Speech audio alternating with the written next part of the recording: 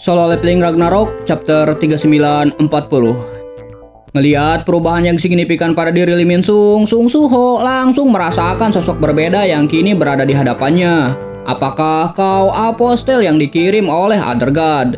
Dan sosok itu pun langsung tersenyum sambil mengiyakannya. Si apostel juga mengatakan kalau tujuannya datang ke planet ini adalah untuk menguasai dunia. Mendengar konfirmasi itu, Sung Soo-ho pun tanpa ragu langsung bersiap-siap buat menyerang. Tapi tiba-tiba seseorang langsung mengeluarkan aura esrengnya dan mengancam mereka berdua untuk tidak bergerak. Jika ada yang bergerak tanpa seizinku, kupastikan tubuh kalian akan penuh dengan lubang. Lim Tae-gyu langsung memarahi Lee Min-sung tanpa tahu kalau yang saat ini berada di hadapannya adalah sang apostel of Other God. Pertempuran mereka pun terpaksa dibatalkan. Tapi si apostel yang masih penasaran dengan Sung Soo-ho kemudian menoleh ke arahnya dan mengajak Sung Soo-ho untuk bertemu lagi di titik tertinggi wilayah ini. Ngeliat si apostel yang mengabaikan peringatannya, Lim Tae-gyu langsung melepaskan anak panah dari tangannya. Tapi dengan santai si apostel menghindari serangan itu. Dengan magic powernya, Lim Tae-gyu kembali membuat 3 anak panah sekaligus. Dan ketiga anak panah itu kembali dilesahkan menargetkan Sung Soo-ho dan juga si apostel. Tapi dengan mudahnya si apostel menghindari serangan itu. Begitupun dengan Sung Soo-ho. Beru yang ngelihat Sung Soo-ho terus menghindar menanyakan apakah Sung Soo-ho tidak akan melawannya. Sementara Sung Soo-ho yang ngelihat reaksi dari Lim Tae-gyu meyakini kalau orang itu tidak terlibat dengan si apostel Opitarim. Jadi bertarung dengannya itu cuma buang-buang tenaga. Selain itu, Sung Soo-ho juga merasakan kalau Lim Tae-gyu belum mengeluarkan kekuatan aslinya. Lim Tae-gyu langsung meningkatkan mananya dan memfokuskan untuk membidik Lee Min-sung yang saat ini sedang terbang di udara. Menyadari kalau serangan kali ini sangat berbahaya, si apostel pun terlihat sangat ketakutan. Tapi tiba-tiba Lim Tae-gyu langsung mengganti fokusnya ke sosok yang saat ini ada di belakangnya. Dan ternyata itu cuma seekor goblin. Kenapa ada seekor goblin di sini? Dan saat dia kembali berbalik, sosok Lee Min-sung pun sudah tidak ada lagi. Sebenarnya apa yang ada di dalam pikiran orang itu? Kabar dari Lee Min-sung yang melarikan diri pun akhirnya sampai ke telinga Wo Jin-chul sebagai presiden asosiasi Hunter. Sementara dalam panggilan telepon itu, Lim Tae-gyu meminta maaf karena telah membiarkan Lee Min-sung lolos. Dia juga menginfokan tentang perubahan bentuk yang terjadi pada wakilnya itu. Ditambah lagi ada hunter lain yang mengenakan topeng hitam. Ngedenger itu, Choi Jong-in yang ada di samping Lim Tae-gyu langsung terdiam kaget. Dia langsung berteriak ke Lim Tae-gyu dan menanyakan apakah penampilan hunter itu terlihat seperti petarung. Bagaimana kau bisa mengetahuinya?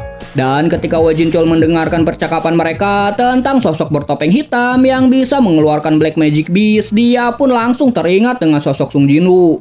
Tapi jika itu Sung Jin-woo, dia pasti sudah mengakhiri pertempuran itu dengan mudah.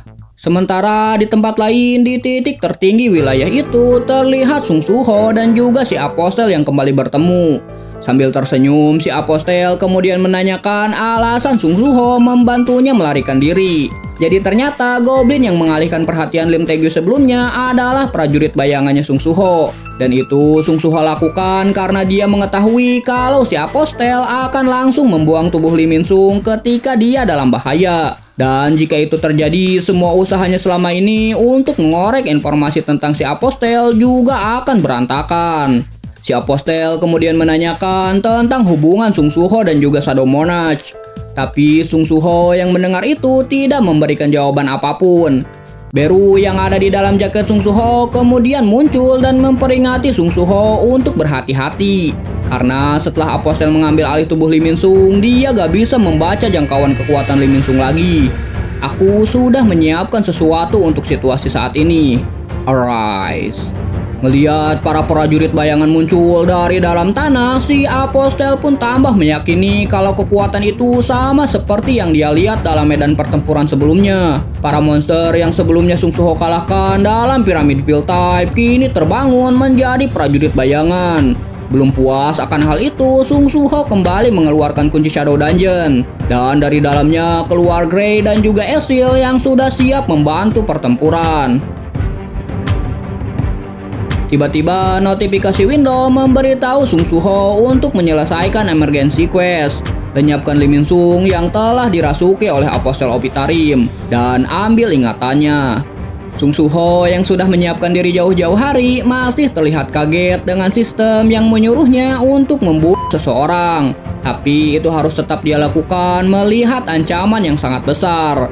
Sementara di sisi lain, si apostel yang kini merasuki tubuh Lee Min Sung mengingat sebagian ingatan tentang tubuh aslinya. Di sana dia melihat emosi yang dia rasakan ketika berhadapan dengan Raja Kegelapan, sang pejuang yang menghadapi pasukan dari dimensi lain seorang diri. Aku ingin memahami kegelapan yang berdiri sendiri di pusat segalanya. Apa aku bisa menemukan jawabannya dari orang ini?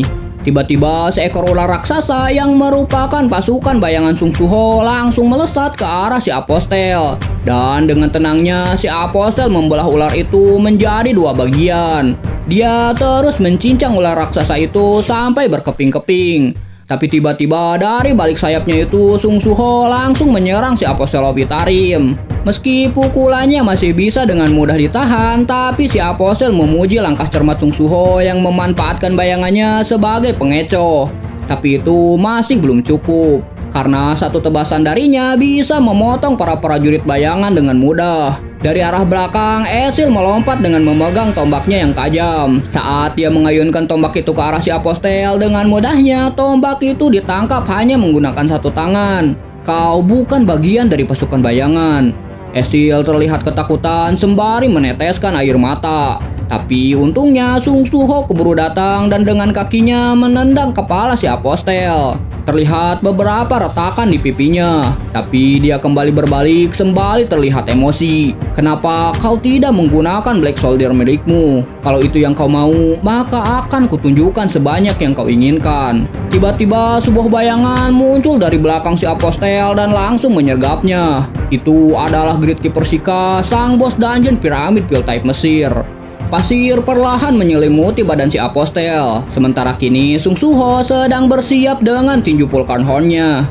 Tapi sebelum tinju itu menghantam si apostel, tiba-tiba pasir yang ada di tubuh si apostel langsung meledak dan membuat butiran pasir itu berhamburan di udara. Sung Suho kembali dibuat kaget dengan kemampuan lawannya itu. Sementara si apostel perlahan muncul kembali dari balik debu pasir yang menutupinya. Sebuah tebasan langsung menghantam Sung Suho dan juga prajurit bayangannya. Esil dan juga Orc yang ada di belakangnya terkena serangan itu. Bahkan Vulcan Horn yang menahan serangan itu terlihat retak untuk pertama kalinya semenjak Sung Suho gunakan. Ini sangat mengecewakan. Berbeda dengan prajurit Raja Kegelapan yang terlatih dan masing-masing dari mereka memiliki tekad yang kuat. Dari luar, kekuatan Sung Suho memang terlihat mirip, tapi kenyataannya itu berbeda jauh. Dan meski Sung Suho juga bisa menggunakan authority, tapi si apostel mengatakan kalau Sung Suho telah gagal menggunakannya secara efektif dalam pertarungan.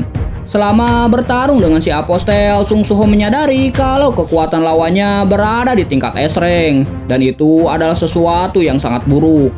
Si apostel kembali melakukan pergerakannya dan kini dia menyadari alasan sang Raja Kegelapan terlihat sangat kesepian. Dan menurutnya itu dikarenakan tidak ada satupun di dunia ini yang bisa berdiri sejajar dengannya. Serangan demi serangan terus dilancarkan oleh si apostel, sementara Sung Suho cuman bisa menahannya. Dan tiba-tiba Vulcan Horn yang menahan serangan itu dari tadi kini telah mencapai batasnya dan harus hancur berkeping-keping. Sung Suho juga langsung kena tusuk di bagian perutnya. Melihat tuan mudanya sedang sekarat, Esil pun langsung berteriak. Sementara si apostel malah memaki Sung Suho yang kurang terampil meski memiliki kekuatan yang sangat besar. Dan dia berencana untuk merebut Authority of Darkness dari diri Sung Suho. Jika aku melakukannya, mungkin aku bisa memahami perasaan yang dulu pernah dirasakan oleh Darkness. Dalam kondisi yang sekarat, Sung Suho masih terpikirkan dengan kata-kata si apostel sebelumnya tentang dia yang memiliki kekuatan besar namun kepribadiannya yang belum terasa. Dan saat dia mengingatnya kembali, Lee Min Sung pun pernah mengatakan hal yang mirip dengan itu. Karakter tumpul tanpa ego. Dia kembali teringat dengan perkataan Beru yang menanyakan kenapa Sung Suho tidak pernah lagi menggunakan kekuatan Shadow Morphing Weapon. Itu tidak Sung Suho lakukan karena dia memiliki Vulcan Horn yang punya attack power lebih tinggi. Di sisi lain, Sung Suho juga menggunakan bone skill, Rural Authority, bahkan memerintahkan Shadow Soldier. Dia merasa kalau harus menggunakan Shadow Morphing, Sung Suho bakalan kesusahan buat mengatasinya. Sebagai informasi, Shadow Morphing itu adalah kekuatan mengubah suatu objek atau bentuk menjadi bentuk lain. Contohnya masker yang Sung Suho gunain yang terbuat dari Shadow Army. Tapi kegunaannya cuma sebatas buat menutupi identitasnya, bukan dibuat untuk menambah kekuatan dalam pertempuran. Meski dengan penuh keyakinan, Beru mengatakan kalau Sung Suho pasti bisa mengatasinya. Tapi Sung Suho langsung menyela kata-kata itu dan beralasan kalau ayahnya saja tidak pernah menggunakan morphing dalam pertempurannya. Maka itu juga tidak akan berbeda untuknya. Kapan aku memberi batasan kepada diriku sendiri dengan semudah itu? Sung Suho kemudian melihat bayangan dirinya sendiri sebelum awaken. Dan kebiasaan berkompromi itu ternyata sudah dia miliki ketika masih menjadi manusia biasa. Dulu aku suka menggambar, tapi setelah aku pikir-pikir, aku sama sekali tidak pernah menggambar lagi sejak aku awaken. Sung Suho yang sejak dulu mengikuti jejak ayahnya kini menyadari kalau yang dibutuhkan ayahnya bukan tiruannya. Bayangan yang terlihat seperti pensil saling menyatu dalam alam bawah sadar Sung Suho. Dia yang kembali terbangun dari alam bawah sadarnya langsung mengangkat tangannya seolah sedang menggambar dengan pensilnya. Arise. Dan tiba-tiba makhluk bayangan yang ada di belakang si Apostel saling terhubung satu sama lain. Mereka mulai menyatu. Aku tidak pernah melihat hal semacam ini dalam peperangan melawan Raja Kegelapan.